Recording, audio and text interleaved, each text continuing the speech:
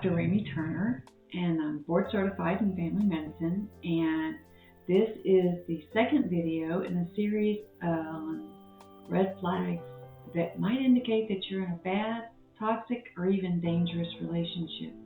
On the last video, you were to do a little bit of homework, and that was to basically just list the things that are most important to you, the things that you value, what your morals are, what your things that you're willing to compromise on, and what things are you not, and a bucket list, basically an overview of what do you value, what's most important to you. And that was to help you with the questions and things that come up through the next videos and this video as well. So if you haven't done it already, I hope you can take just a few seconds out, just kind of write these things down. If not, do it later and watch the video again. Either way, I think it'll help you. To identify a bad relationship is more subjective. But basically, are you hoping for a change in your relationship? And do you feel burned out? Are you running out of light bulbs that actually work? If that's the case, then that's a sign that you're in a bad relationship. Not necessarily toxic, but it is a time for you to communicate with your partner. Now, if you can't communicate with your partner, that's more of a sign that you may have a toxic relationship. And that's what we're going to go over more today, because toxic relationships are more likely to become dangerous. In determining what would be a toxic relationship, I decided to go onto the internet and find some articles and places to look for different people's definitions of what is toxic. There's a lot of different things that might not even be on the list.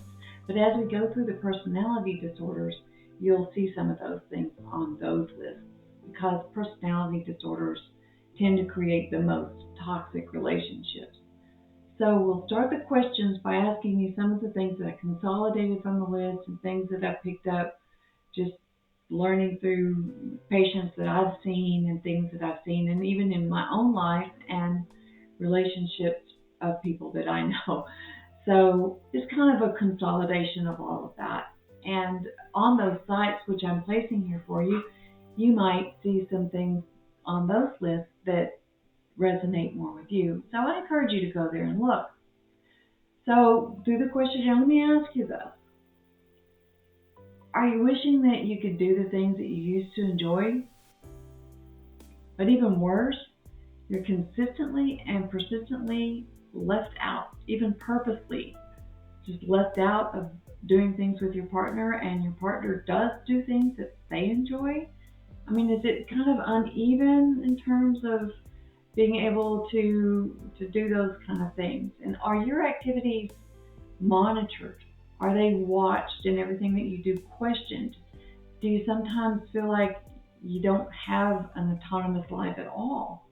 Or is your autonomy fair and even between the two of you? Do you feel like you walk on eggshells and you feel constantly criticized or falsely accused? Do you feel like you're unsafe in speaking to your partner about different issues that are going on? Do you have trouble maybe even being honest with your partner for fear of reprisal? And are your feelings disrespected or minimized or not even basically blamed right back on you, while their feelings are amplified and much more important? Do you feel like you're responsible for your partner's happiness? And do you feel like you're always appeasing your partner, doing whatever they ask? There's like a moving target, and now you're starting to kind of run out of peace. And do you feel isolated? Do you feel like you've been pulled away from relationships that you have and people that support you, and now you feel like you really can't even explain what's happening because there's no bruises or bones or any visible signs to show that there's a problem, but you feel like there's something wrong? And do you dread going home? Are you depressed and anxious? And are you feeling sick more often? The list goes on. How serious it is really kind of dependent on how many questions were yes or no, but it's also an issue for a whole nother video. So I'm just simply going to say this. If you don't feel safe in your environment, leave it and seek counseling for yourself. a family physician or a psychologist, or even a really good friend, someone that you can talk to that is objective, that will help you.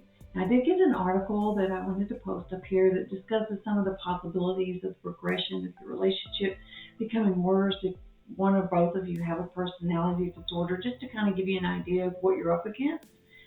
Um, there are at least 10 different personality disorders, and they tend to overlap on each other. So we're going to attack them basically one at a time throughout these next few videos because, as I stated before, they are the most dangerous. Before I end, let me say that it's never, ever okay to be physically assaulted in a relationship. If you or others to whom you are responsible for in your home are at risk of harm or injury, you must leave and take those that are vulnerable with you and get out and find the nearest shelter somewhere that you can go to be more safe. And that's it for today's video. We're going to start the next video on basically the clusters of different personality disorders. Thanks for watching, and please don't forget to like and subscribe, and I'll catch you on the next video. Bye-bye.